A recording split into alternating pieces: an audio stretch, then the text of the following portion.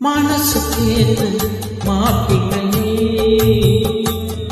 உன் மனசு போல மனமுடிப்பே சீமந்தம் நடத்தி விட்டே உன் குழந்தைகளை நான் சுமப்பே 16 பெற்று நீ வாழணும் அது பார்த்து தினம் தினம் பகிர